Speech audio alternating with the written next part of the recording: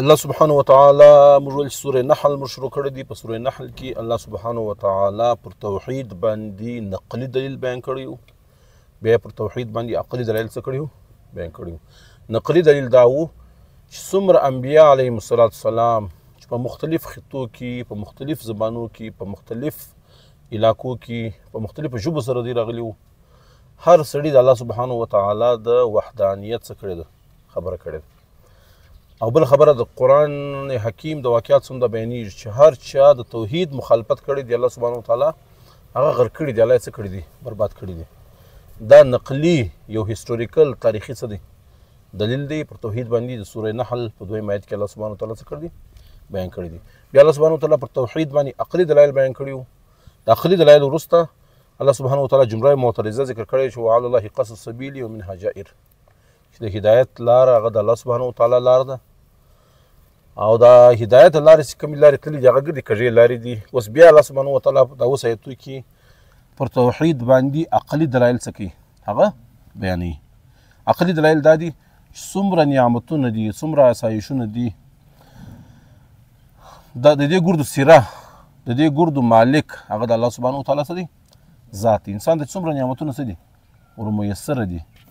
د ګردو نعمتو مالک الله سبحانه وتعالی ذات دی. هغه په ډېر حکیمانه انداز باندې په ډېر ښایسته تدبیر سره دا ګرد انسانونه او انسان ته څه کړي دي؟ نعمتونه او انسان ته څه کړي دي؟ ورمیسره کړي دي. الله پاک وایي هو الذي، الله هغه ذات دی، انزل من السماء، چې نازله کړي د اسمانو څخه اوبه، ماء اوبه، لکم ستاسو دپاره. یعنی د اوبو نظام الله سبحانه وتعالی څه کړی دی؟ قایمه کړی دی. د اوبو داسې نظام دی چې مخکې الله سبحانه وتعالی تفصیل بیانوي چې د دې سره د نباتي نظام، د نباتاتو چې کوم نظام دی، د درختو د وښو کوم نظام دی، هغه الله سبحانه وتعالی څه کړی دی؟ اوس رابسته کړی دی. او د هغه د نباتي نظام سره الله سبحانه وتعالی د حیواناتو د انسانانو روزي څه کړې ده؟ هغه ورسره تړلې ده. نو انزل من السماء ماء لکم، نازل کړي دی الله سبحانه وتعالی د اسمانه څخه اوبه ستاسو دپاره، منه شراب، په دې باندې خپل ځانونه اوبوئ، حیوانان څه کوئ؟ اوبوئ. ومنه شجر، عربي کې شجر تورې درختې ته وایي، لیکن د دې په عموم کې هر قسم جړی بوټي، هر قسم واښه هغه څه دي؟ داخل دي. اوبه ته څښي ستاسو حیوانات څښي. ومنه شجر، او په دې سره ګرده نباتي نظام الله سبحانه وتعالی څه کړی دی؟ قایم کړی دی. فيه تسیمون، چې په هغه کې خپل حیوانان څه کوي؟ څروي. حیوانانو په دې باندې څه کېږي؟ مړېږي. ينبت لكم به الزرع، اسمانه چې الله پاک اوبه نازله کړي دي په هغه باندې ستاسو دپاره شنه کوي کیتیانې. والزیتونه، زیتون ستاسو دپاره څه کوي؟ شنه کوي. والنخیله، خرماوې ستاسو دپاره څه کوي؟ شنه کوي. والعنابه، انګور ستاسو دپاره څه کوي؟ شنه کوي. خالي دا درې شان نه. ومن كل الثمرات، څومره میوې دي الله سبحانه وتعالی د اوبو په ذریعه ستاسو دپاره څه کوي؟ راشنه کوي. د قرآن حکیم یو خاص اسلوب دی، هغه اسلوب یې څه دی؟ قرآن حکیم اوس د زیتون، خرما، انګور دا په عرب معاشره کې څو عام. د قرآن حکیم اسلوب دا دی چې مخاطبین اول چې دي د هغو زیات رعایت ساتي، بالخصوص او بیا بالعموم. قرآن حکیم الله سبحانه وتعالی د پوره انسانیت لپاره څه کړي؟ نازله کړی دی. دا نور بیا څه ساتي؟ بالعموم ساتي، خیال څه کوي؟ هغه ساتي. نو الله سبحانه وتعالی د عام ذکر نه دی کړی، د کیلې ذکر نه دی کړی، د ناشپاتي ذکر نه دی کړی. د څه ذکر یې کړی دی؟ د هغو میوو ذکر یې کړی دی چې هغه عربو ته په اساني سره څه وي؟ په فراواني سره میسر وي. هغه زیتون دی، هغه نخیل، خرما ده. د خرما یو داسې درخت ده چې هغه موږ ویل په ارتقایي عمل کې دا انسانانو ته په نباتاتو کې څه ده؟ ورنږدې ده. په دې کې یعنی نر و ماده په درخت کې په اساني څه کېږي؟ معلومیږي. په 8 کاله دا څه ورکوي؟ میوې ته ورسېږي. چې یوه واره دا میوې ته ورسېدله، میوه یې شروع کړله، بیا داسې درخت شته چې 300-400 کاله دا په تواتر سره څه کوي؟ خرما ورکوي. صحیح. والاعناب، دغه رنګ انګور هم څه عام و چیرې په عرب معاشره کې. ومن كل الثمرات، او هر قسم میوې الله پاک راشنه کوي په اوبو باندې. او په قرآن حکیم کې الله سبحانه وتعالی ځای پر ځای باندې د غور فکر تدبر څه درکوي؟ تا ته درس درکوي. الله پاک وایي تی سوچ وکړئ ان فی ذلک لآیة، په دا نظام کې نشانیان دي لقوم، د هغه قوم دپاره یتفکرون چې هغه څه کوي؟ غور فکر کوي، تفکر کوي. خالدانه وسخر لكم الليل والنهار، الله پاک وایي ستاسو دپاره ما مسخره کړي دي شپه او ورځ. انسان په انفرادي ژوند کې د انسان په اجتماعي ژوند کې د شپې او د ورځو ډېر غټ څه دی کردار دی. خالي د انسانانو نه، د نباتاتو په ژوند کې او د جماداتو په ژوند کې هم، د حیواناتو په ژوند کې هم شپه او ورځ څه لري ډېر غټ کردار څه کوي هغه ادا کوي. شپه الله سبحانه وتعالی د آرام دپاره، د چین سکون دپاره، د هوسا کېدو دپاره څه کړې ده پیدا کړې ده. او ورځ الله سبحانه وتعالی د جدوجهد دپاره، د منډې دپاره، د روزي ګټلو دپاره الله سبحانه وتعالی څه کړې ده پیدا کړې. په ورځ کې انسان ستړی سي، په شپه کې الله سبحانه وتعالی انسان څه کوي هغه هوسا کوي. بلکې په نباتاتو کې موږ ورته وګورو دا فوټوسنتیسیس دی. په ورځ کې حیوانات خپل څه کوي خوراک حاصلوي، د لمر د تمازت څخه، د رڼا څخه څه کوي. او په شپه کې بیا ریسپیریشن چې کوم تنفس کوم عمل دی هغه د دې لپاره ضروري او ناګزیره دي. نو پر حیواناتو پر نباتاتو باندې هم الله سبحانه وتعالی د شپې او د ورځې ډېر غټ څه دی هغه یو اثر الله سبحانه وتعالی څه کړی دی، اسودګي، د دې اساني، د دې روزي فراواني، د دې شان اهتمام الله سبحانه وتعالی کړی دی. لیکن دلته الله سبحانه وتعالی انسانان ذکر کوي وسخر لكم الليل والنهار، مسخره کړي دی الله سبحانه وتعالی ستاسو لپاره شپه او څه شي ورځ. یعنې په کائنات کې مختلف سبحانه وتعالی ذکر کوي چې دا څومره که لمر د که سپوږمۍ دي او دغه رنګه که ستوري دي، دا ګرد الله سبحانه وتعالی انسان ته مسخره کړي دي تکویني طور. دا د انسان څه دي په خدمت کې څه دي مشغوله دي، مصروفه دي. نو وسخر لكم الليل والنهار، مسخر کړي دي الله سبحانه وتعالی ستاسو لپاره شپه ورځ، والشمس والقمر، او دغه رنګه لمر او څه شي سپوږمۍ، والنجوم مسخرات بامره، دغه رنګه ستوري هم ستاسو لپاره څه دي د الله په حکم سره مسخره دي. د چا لپاره؟ د انسان لپاره چې هغه پر مځکه باندې د الله سبحانه وتعالی څه دي خلیفه دی. او دا ګرد او مخدوم کائنات دي. په کائنات چې څومره مخلوقات الله پاک پیدا کړي دا د انسان په خدمت کې څه دي انسان لپاره مسخر هم دي او د انسان په خدمت کې مشغوله هم دي. ان فی ذلک، او په دې کې الله سبحانه وتعالی بل درس انسانانو ته کوي چې مشرکین قومونو هغه د سپوږمۍ، لمر، ستوري دا څه ګڼل معبودان یې ګڼل. د هغوی څه کوي پرستش او عبادت یې کوي. قرآن حکیم په هغه زمانه کې الله پاک هغه ته وایي چې ساینس ډېر پرمختګ به وکړي چې والنجوم مسخرات بامره، که لمر ده که سپوږمۍ ده دا خالق نه دي، دا معبودان نه دي، دا د انسان په خدمت کې څه دي د انسان لپاره مسخره دي او د انسان په خدمت کې څه دي مشغوله دي. والنجوم دغه رنګه ستوري مسخرات بامره، د الله په حکم سره داسې لپاره څه دي مسخره دي. ان فی ذلک لآیات، په دې کې نشانانې دي لقوم یعقلون، د هغه قوم دپاره چې هغه څه لري عقل لري. وما ذرأ لكم في الارض مختلفا الوانه، الله پاک وایي یو لمر دی، یوه سپوږمۍ ده، یوه خاوره، یوه مځکه ده، یوه هوا ده. لیکن څنګ پر څنګ به بوټي راشنه سي، یو به دوزي، بل به څه ګل وي. یو باغ به پاکې به لس قسمه میوې، د ګردو به آب و هوا، ماحول، فضا، خاوره، هر څه به یو وي. لیکن په دې کې به څه رنګارنګي پکښې دا هر شی د الله سبحانه وتعالی پر وحدانیت باندې، د الله پر علم باندې، د الله پر قدرت باندې څه دی دلیل دی. خالي انسان ته څه پکار دی غور فکر څه دی پکار دی. وما ذرأ لكم في الارض، چې خورول دي ستاسو لپاره الله سبحانه وتعالی په مځکه کې مختلفا الوانو، د هغو رنګونه څه دي یو د بل څه جلا دي. ان فی ذلک لآیة، په دې کې څه دي نشانان دي لقوم یذکرون، د هغه قوم دپاره چې هغه نصیحت څه کوي حاصلوي.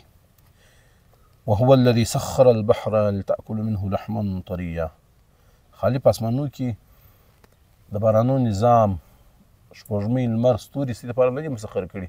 الله سبحانه وتعالی دا غټ غټ سمندرونه ستاسو لپاره داسې مسخر کړي دي چې دې ستاسو په دې کې کښتیانې د کشنې کشنې کښتۍ د هوا د سمندر د غټې غټې سفید څه کوي څري، او دا څه کوي سفر کې کوي، او ستاسو لپاره تازه غوښې څه کوي ښکار ته کې کوي، میان کې نیسي. او ستاسو لپاره الله پاک جواهرات، سونې د پیدایش ذریعه د سمندرونو جوړ کړي دي. وهو الذي سخر البحر، الله پاک بحر تورې بیا عام دي، په دې کې دریاب هم داخل دي، په دې کې سمندر هم څه دی داخل دي، چې الله پاک مسخر کړي دي ستاسو لپاره سمندرونه یا دریابونه. لتأکلوا منه لحما طریا، د سمندرو دریابو څخه تازه غوښه خوري د میانو. وتستخرجوا منه حلیة تلبسونها، او دغه رنګه دې څه تیر راباسي زیورات تلبسونها چې بیا دې څه کوي هاغوندي. مطلب سمندر خو مشهور او دا اوس دریای سیند دی چې انډس موږ ورته وایي. د دا انډس څخه د زرو لکو خلکو روزي څه ده هغه وابسته ده. مین خو مشهوره وه. دا ریګې دې چڼې په ریګ کې مو الله پاک چې راباسي سونه وراباسي.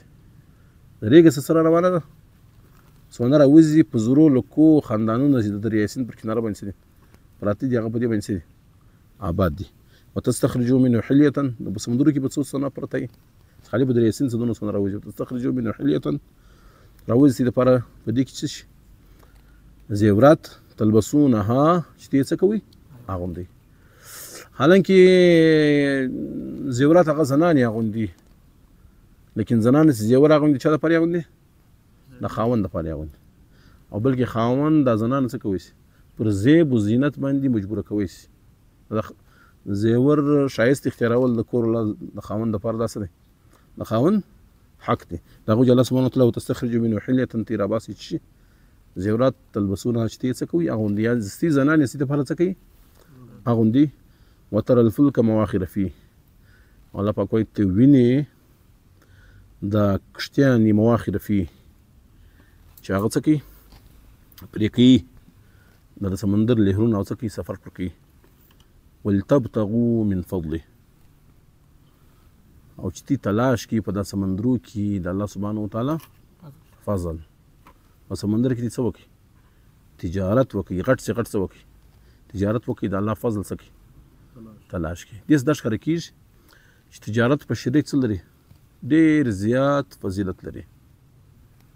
تبتغوا من فضلي چې تلاش کی د الله سبحانه وتعالی فضل. د بحري تجارت الله سبحانه وتعالی څه ذکر کړی فضل ذکر کړی بطور نعمت الله سبحانه وتعالی څه کړی دی ذکر کړی.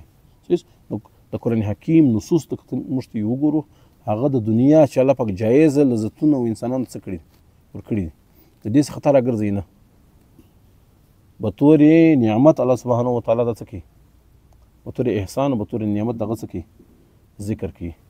د نعمتو څخه د عدم استفادې حکم په شریعت استفاده جن وکړه لیکن د الله شکر گزار څه هغه جوړ څه. ولتبتغوا من فضله استتلاش کی د الله سبحانه وتعالی فضل ولعلکم تشکرون او تی د الله سبحانه وتعالی شکر گزار بندگان څه جوړ څه. خالی دا نه چې الله سبحانه وتعالی اسمانونو څه لپاره مسخر کړي دي الله سمندرونو څه لپاره څه کړي دي مسخر کړي دي. الله پاک د مځکه پر مځکه باندې د غټ غرونه الله پاک څه کړي د رول د مځکې هم څه لپاره څه کړي دا رنګه مسخر کړي دي دا حرکت نه وخوري. د مځکې دوه حرکتونه دي یو حرکت استراري دی لکه سپک شي سپروت دي بس بیا د هوا جونکه راشي دا پاڼه څه شي د ځان سره وشوري دا حرکت یې څه دی استراري دی. یو د مځکې داسې حرکت چې دا په خپل اوربیټ کې دا څه کوي گردش کوي هغه ته حرکت مستدیره ورته وایي. څه ورته وایي قرآن حکیم کې الله سبحانه وتعالی بیانوي چې په مځکه باندې الله سبحانه وتعالی د غرونه ایښي دي د دې مقصد لپاره ایښي دي چې دا مځکه د حرکت استراري د زلزلو څخه څه شي محفوظه شي. والقى في الارض رواسي الله سبحانه وتعالی چې ولدي په مځکه باندې د غرونه به تورې میخونې څه کړي استولي ان تمید بكم چې دا نه وشورېږي په تی سره حرکت مستدیره خو دې روان دی په خپل اوربیټ ته څه کوي گردش کوي لیکن هغه استراري حرکت چې هغه په مځکه کې د عدم استحکام د زلزلو څخه جوړېږي سبب جوړېږي دغه الله سبحانه وتعالی مځکه راګرځولې په څه راګرځولې په غرو سره څه کړل راګرځولې چې الله سبحانه وتعالی اراده چې بیا پر د مځکو باندې زلزلې هم څه برفاسي صحیح. پرون مې ځکه تی هغه ډېر عجبه خبره کړې وه چې د مسلمانانو د هر ځای د تکلیف او د اذیت څه دي ښکار دي اسمان طرف سم پر دې باندې سره روان آفات او عذابونه څه دي را روان دي او کافرانو الله پاک مسلمانان څه کړي مسلط کړي لکه په فلسطین کې اسرائیلیان پر مسلمانان څه دي مسلط دي. په دې کې الله حکیم ذات دی د الله هر کار د حکمت څخه نه خالی نه لا يسأل عما يفعل وهم يسألون الله څوک پوښتنه چې کوي چې دا څنګه ولي کېږي مسلمان هر ځای ولي د آفتو د عذابو څه دي په نرغې کې دي د آفتو د عذابو څه ښکار دي او کافرانو الله پاک څه کړي دي پر مسلط کړي په دې کې د الله څه شته حکمتونه شته. شاید مسلمانان چې د کوم مقصد لپاره الله سبحانه وتعالی څه کړي دي راستولي دي دا هغه مقصد دي څه وي لرې سوي دي. الله سبحانه وتعالی دې څه ورکوي یو تنبیه ورکوي. نو لا یسأل عما یفعل، الله څوک پوښتنه نشي کولی لیکن الله د مخلوق څخه پوښتنه کوي شي. الله قادر مطلق څه دی هغه ذات. نو القا فی الارض رواسیه اچولي الله سبحانه وتعالی په مځکه باندې دا غرونه ان تمید بكم چې دا حرکت نه کوي په دې سره وانهارا. په دې مځکه کې الله سبحانه وتعالی د نهري نظام څه کړی جاری کړی. نهري نظام خو یو فائدہ دار چې د غرو سره د ګلیشیر څخه تازه اوبه د انسانانو هغه ځای ته رسي چې هلته بارانونه کم کیږي یا د اوبو هلته څه ضرورت دی. لیکن د نهرو په جیوګرافي کې ډېر غټ څه رول دی. فرض یې کړه مختلف خطې وي علاقې چې جلا سوي دي پر کوم بنیاد جلا سوي هغه په د نهري نظام په ذریعه الله سبحانه وتعالی څه کړي. یا مختلف کلچر تهذیبونه چې الله سبحانه وتعالی پروان چړاو کړي دي دریا سیند پر کناره باندې فرض کړه دا ساګر تهذیب شوی دی پروان چړاو شوی دی ګنگا او جمنا پر کناره باندې هغه دی او نیل پر دغه باندې د مصر سیویلایزیشن الله پاک څه کړي جوړ کړي. دویمه خبره دا د تقسیم هم څه ده یو غټه ذریعه ده. دا د لارو د پیدا کېدو د سفر هم څه ده یو غټه ذریعه ده. نو وانهارا او نهرونه الله سبحانه وتعالی په مځکه کې څه کړي پیدا کړي دي. وسبلا او نیر په خپله لارې نورې هم لارې الله سبحانه وتعالی څه کړي دي پیدا کړي دي لعلکم تهتدون چې پر دې باندې څه پیدا کړي لاره پیدا کړي. او علامات نور علامتونه الله سبحانه وتعالی په مځکه کې څه کړي دي پیدا کړي دي. نښانونه الله پاک څه کړي دي پیدا کړي دي. وبالنجم هم یهتدون او د هغه رنګه د ستورو په ذریعه باندې هم یهتدون دوی لاره څه کوي پیدا کوي. په مځکه کې الله پاک نهرونه پیدا کړي دي لارې پیدا کړي دي. د نهرو لارې په ذریعه باندې انسان څه کوي سفر تعین کوي. او چې بیا صحرا یي چې هلته څه نه وي اوبه نه وي نهرونه نه وي هلته الله سبحانه وتعالی ستوري څه کړي دي پیدا کړي دي. په ستورو باندې خلک څه کوي مطلب دنیا څومره پرمختګ کړی دی. کتب نما څه ده ایجاد شوې ده. د کتب نما زه یوسف صاحب یو ورځ تللی وه سړي د کتب وخواته په کتب کې ما سوچ کتب جنوب ته وایي کتب نما نه د هغه جنوب ته خبر جنوب ورته وایي بعضې خلک څه ورته وایي پښتانه وایي د کتب وخواته کتب مراد څه دی جنوب وخواته. کتب نما همیشه د جنوب وخواته انډیکیټر څه کوي هغه ورکوي. او دا کتب نما چې د جنوب وخواته انډیکیټر ورکوي دا د کتب ستوري ته دا څه کوي انډیکیټر ورکوي. مطلب د کتب نما په خپله که کار کوي دیو چې کار کوي دا د کتب ستوري څه کوي ایډنټیفای کوي هغه طرف ته څه ورکوي اشاره ورکوي. ان دنیا که هر څه ټیکنالوژي وکړي چې اوس د کتب نما دې ته څه شته غټ غټ بهري جهازونه هغه چې هم د لارې تعین کوي د سیند تعین کوي د چې په ذریعه به کوي. او کتب نما دې ته چې وښیي هغه ستوري وښیي چې په هغه کتب کې څه دی واقع دي. او علامات نور علامتونه الله پاک څه کړي دي پیدا کړي دي. ومن نجمي د ستورو په ذریعه هم یهتدون دې لاره څه کوي پیدا کوي. اوس دا پخواني خلک د ستورو معلوم وو چې هر ځای به سفر کوي هغه د ځمکې ته کتل ضرورت نه هغه به ستورو ته کتل او سفر به څه کوي جاري به ساتي. افمن یخلق کمن لا یخلق. اوس الله سبحانه وتعالی ورته وایي د مشرکین ته چې الله خو هر څه پیدا کړي دي او یو هغه شی دی چې هېڅ هم نه دي پیدا کړي هغه دا واښه نه دی کوچنی واښه د دې پر پیدا کېدو هم څه لري قدرت لري. هغه د مچیر یو وزر نسي پیدا کولی آیا د سره برابرېدی چې یو شی خپله مخلوق دی یو شی د هر څه دی خالق دی. افمن یخلق هغه څوک چې دنیا تخلیق کړې د کمل لا یخلق هغه برابرېدی چې دغه چا سره چې لا یخلق شی نه تخلیق کړی. افلا تذکرون تی نصیحت ولې نه حاصلوئ. بل خبر دا ده وان تعدوا نعمت الله لا تحصوها. الله نعمتونه دومره زیات دي که تی احصا ګنتي شروع کړي لا تحصوها تی څه نسي کولی شمارې تی نسي کولی. د انسان ته عالم اصغر ورته ویل کېږي. انسان په وجود کې تر اوسه داسې نظامونه شته داسې شان شته چې دغه څه انسان مستفیده کېږي لیکن دغه په وجود دغه په حقیقت یا دغه په فنکشن باندې تر اوسه څه دی ساینسونه پرمختګ کړی دی تر اوسه نه دی په خبر دوی به ګوري یو وخت وایي ساینس دا ډسکوري کړی د پلانکۍ سیلز دی هغه په بدن کې د پلانکۍ رول څه کوي هغه پلی کوي یا پلانکۍ ساینټسټ دی پلانکۍ انسیکټ یا پلانکۍ شی څه کړی اوس یې څه کوي پیدا یې کوي معلوم یې کړي چې دا نه یو ناولاده څه دی سپیشیز دی نو الله دوی نعمتونه وایي ته د نعمت الله که د الله د نعمتو دې څه شروع کړي شمېرې شو لا تحصوها ډېر شیان دغه څه موږ فیضیابه کېږو لیکن موږ څه نه یو په خبر نه یو ان الله لغفور رحیم الله پاک مغفرت کوونکی دی رحیم رحم کوونکی دی دارنګه مغفرت کوونکی چې مشرک سړی توبه وکړي الله یې څه کوي توبه به قبلوي کافر دی مشرک دی د الله د نعمتو منکر دی لیکن په دنیا کې الله پاک رحم ولا معامله ورسره کوي د څه ورکوي